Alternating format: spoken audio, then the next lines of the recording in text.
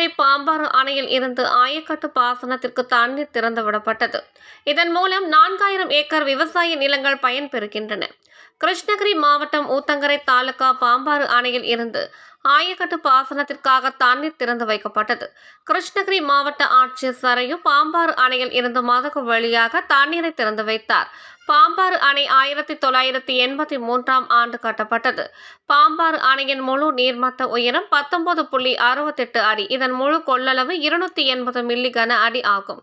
பாம்பாறு அணையில் இருந்து 2024-2025ஆம் ஆண்டு ஆயக்கட்டு பாசன பகுதிகளுக்கு பாசனத்திற்காக 120 நாட்களுக்கு தண்ணீர் திறந்துவிட தமிழக முதலமைச்சர் உத்தரவிட்டுள்ளார்.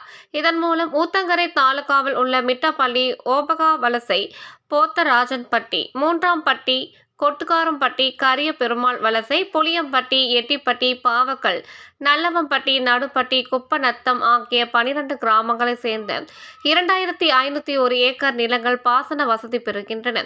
அதேபோல தருமபுரி மாவட்டம் அரூர் பகுதியை சார்ந்த அம்மாப்பேட்டை, வேடகட்டமடுவு, மேல் செங்கம்பாடி, ஆண்டியூர் ஆகிய 4 கிராமங்கள் உள்ள 1499 ஏக்கர் என மொத்தம் 16 கிராமங்களில் உள்ள 4000 ஏக்கர் இதன் மூலம் பாசனம் பெறும். மேலும் ஊத்தங்கரை பகுதியில் இந்த ஆண்டு மழை குறைவாக உள்ள நிலையில் இந்த நீர் திறப்பால் இப்பகுதி விவசாயிகள் மகிழ்ச்சி அடைந்துள்ளனர்.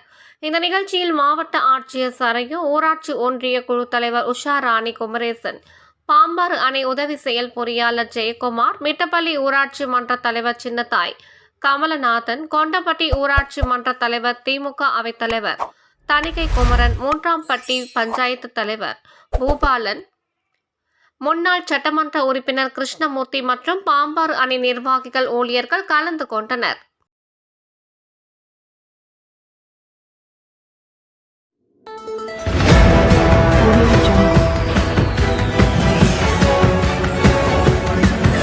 Audio